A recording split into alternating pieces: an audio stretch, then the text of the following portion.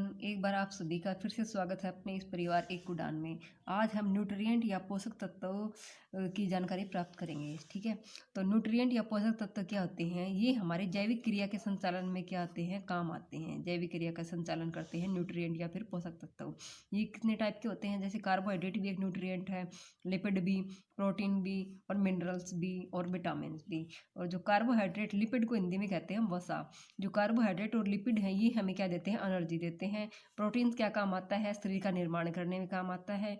और विटामिन और मिनरल्स क्या आते हैं? मेटाबॉलिज्म क्रियाएं होती हैं उनको नियंत्रण में काम आते हैं।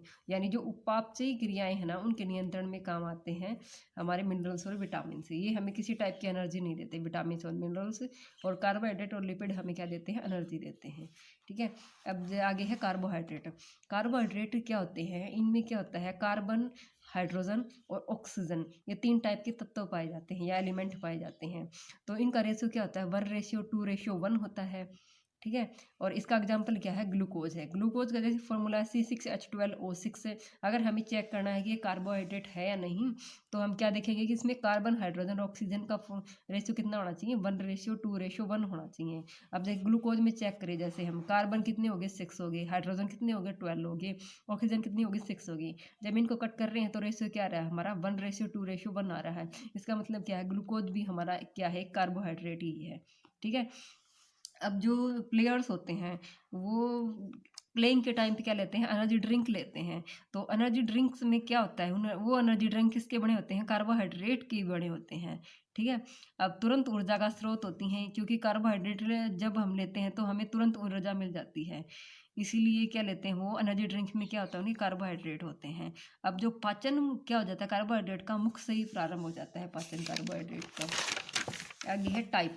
तो कार्बोहाइड्रेट की टाइप कितनी है? कार्बोहाइड्रेट 3 टाइप के होते हैं। एक तो मोनोसैचेराइड, दूसरा डाइसैचेराइड, तीसरा पॉलीसैचेराइड।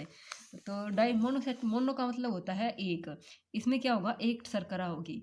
डाई का मतलब होगा 2, इसमें 2 शर्करा से मिलकर बना होगा ये।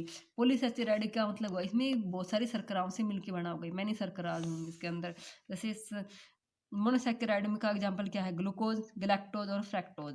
डाइसैचुराइड का एग्जांपल क्या है? सुक्रोज, माल्टोज और लैक्टोज। और पॉलीसैचुराइड के एग्जांपल हैं स्टार्च और ग्लाइकोजन। स्टार्च और ग्लाइकोजन है। अब ग्लाइकोजन क्या होता है? मनुष्य में जो भोजन का संचय होता है ना, वो किसके रूप में होता है? ग्लाइकोजन के रूप में ही होता है।